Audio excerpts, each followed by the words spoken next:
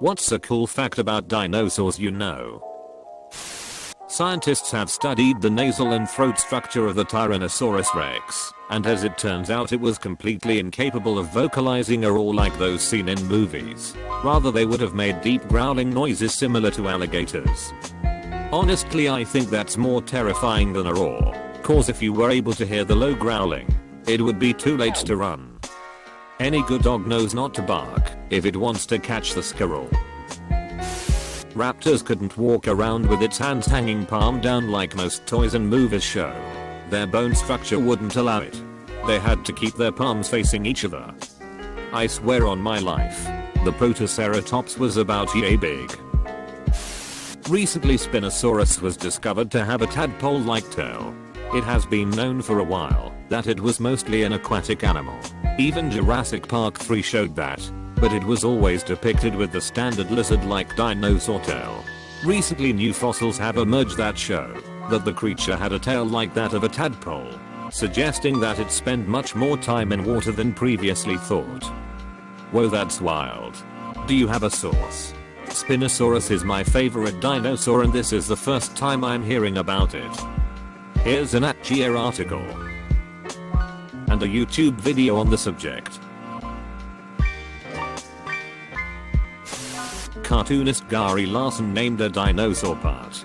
In one of his strips, a caveman scientist described the spikes on a stegosaurus tail as the thagomizer, named after the late Thagsomans. Real-life paleontologists realized this part had no name, so they started calling it the thagomizer.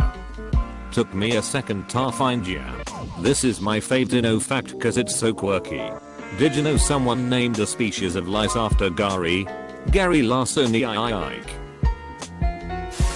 They were around for longer than they've been extinct, which means that there were dinosaur fossils when dinosaurs existed. I imagine it would been pretty cool if dinosaur archaeologists existed. But I guess, since it would be pretty weird to dig through skeletons of their own kind, maybe a cemetery would be more likely. Humans call that anthropology. There was a study done a few years ago where scientists grew chicken embryos that had dinosaur faces around its snout and teeth instead of a beak. They did this by altering gene expression in the developing embryos, so the snouts came out looking more like an alligator's than a traditional bird's. Also, birds actually existed at the same time as non-avian dinosaurs. Archaeopteryx was a Jurassic dinosaur, so the evolution of birds began long before velociraptors and T-Rex were walking the earth. Edit for clarification. They may not have been true birds as we know them today, but the avian dinosaurs branched off from non-avian dinosaurs well before the KT extinction event that killed the non-avian dinosaurs, and continued their evolution into what we know as modern birds. Finally, there's a weird bird in the Amazon called the hoatzin, and it's notable because the chicks have 2 claws on their wings. These allow the chicks to climb trees until their wings are strong enough for actual flight. By adulthood the claws disappear. These birds are the last surviving members of a bird line that branched off from other avian species 64 million years ago, just after the non-avian dinosaurs were wiped out. They're basically just really weird dinosaur birds that are very stinky and have gross tasting meat because they have a weird digestive tract. Are there any pics of those weird chicken gators? Just looked it up. They grew the chickens into embryos, but never actually hatched the chickens for ethical reasons. From left to right, normal chicken skull, genetically modified chicken skull, alligator skull, all from embryos. The Amish don't believe in dinosaurs. Wait, is that a joke or for real? There are other Christian cults that believe that the world was only created about 4,000 years ago. They believe that there never were dinosaurs, just fossils created by God. T-Rex was actually really tough. Some skeletons have been found with major injuries that show evidence of years worth of healing. A skeleton named Stan in particular had a hole in his skull, and he may have lived up to a decade after having his skull punctured, if the bone healing is any indication. Just like Sue, one of the largest female T-Rex skeletons we have. One of her femurs is gigantic and misshapen due to an infection. She had a dead, hanging arm due to a torn bicep, had broken ribs on both sides of her chest, broken at 2 different times, based on research how they healed, and had holes in her jaw due to germs. Her skeleton was difficult to put up, because her tail bones were fused together due to arthritis. These animals ran on pure hatred, which undoubtedly fueled their survival drive. However, the severity of T. Rex injuries which they survived hints that they lived in pairs or small groups, and they actually cared for each other, ensuring their survival. They were long considered to be solitary hunters that would rather feast on dead carcasses than hunt. But their injuries seem to point to the fact that they were active hunters.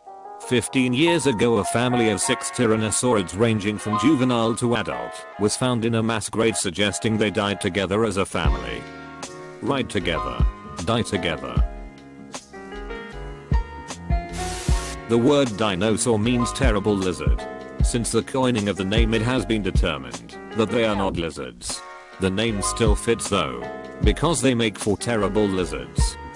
I also read that terrible meant more like impressive, not horrible. Yes, you are correct. Modern use of the word is still applicable though, as our understanding of them has changed also, rendering them terrible bad at being lizards. Velociraptors are a lot smaller than depicted in movies. An actual velociraptor was more like a turkey with attitude, around the size of a Thanksgiving roaster with feathers, teeth, and claws. Having been around wild turkeys, I'd suggest they have the same attitude as a velociraptor. They just lack the means. There is a fossil called the Fighting Dinosaurs that shows a velociraptor and protoceratops locked in combat. The velociraptor has its killing claw thrust in the neck of the protoceratops, and the protoceratops has the hand of the velociraptor clutched in its mouth. It's thought that they died suddenly while in combat due to getting buried in a landslide of sand caused by a rare torrential downpour. Real life velociraptors may be small, but they are still metal as hell. Undefined. Till. Link for the lazy. Many know dinosaurs likely had feathers, also known as dino fuzz. However, now many scientists are discovering that the feathers on many dinosaurs have likely been overdone as a result of the feather craze. View the video below on the most up-to-date version of a T-Rex. I'm not gonna lie, as a child of the 80s, I cannot get used to the idea of dinosaurs with feathers in any amount. As a fellow child of the 80s watching that video, oh, look, we've come full circle to what the T-Rex looked like. There was an ultra rare skeleton of a dinosaur called Spinosaurus that was the only one of its kind, not complete, but only evidence of it, and it got destroyed during WW2 when bombs fell on the museum in Germany. Only recently another intact skeleton has been found in North Africa, which was more complete and gave some clues about where it lived and how it got so big it was bigger than a T-Rex. Undefined. Didn't they recently determine that T-Rex was actually bigger than Spinosaurus? I think I heard that somewhere. Or maybe I'm still just pissed that it killed the T-Rex in Jurassic Park 3, which the experts said would never happen. Undefined. Don't quote me on that, but I think in the documentation I watched it was said to be bigger, but had a sort of swimming/swamp lifestyle. That's why it had the large spine thing. We have not even begun to scratch the surface of how many dinosaurs there actually were. We are finding new species as often as every 2 weeks. I imagine this is not true at the moment with Corona going on right now.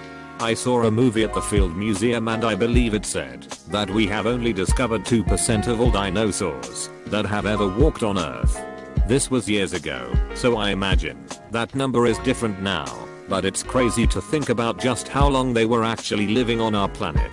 165 million years is a crazy number to wrap your brain around. A quick Google search tells me that over 700 species of dinosaurs have been discovered and named. Compare that to 6399 extant mammal species, 6495 including extinct species. Currently the dominant terrestrial clade, and I think that it's fair to say that we haven't scratched the surface of how many dinosaurs there were indeed. Dinosaurs evolved around 230 million years ago and were the dominant terrestrial clade for about 140 million years. Mammals have only held that title for about 66 million years, which means that there have probably been far more dinosaur species in total than there have been mammal species. Considering that over the 140 million years that dinosaurs existed, much changed around the world, and animals had to adapt to constantly changing ecosystems. There may have been tens of thousands of dinosaur species all combined, many of which wouldn't even have lived at the same time. It also makes me wonder about what non-dinosaur animals lived in these ecosystems. Ecosystems contain an incredibly diverse amount of animals right now, and that was most likely true back then too. There are probably so many undiscovered species of interesting mammals, reptiles, amphibians and other animals that lived alongside dinosaurs. We've definitely not scratched the surface yet, and we probably won't for a long time. But new species are being discovered rapidly, and we learn interesting new things every day.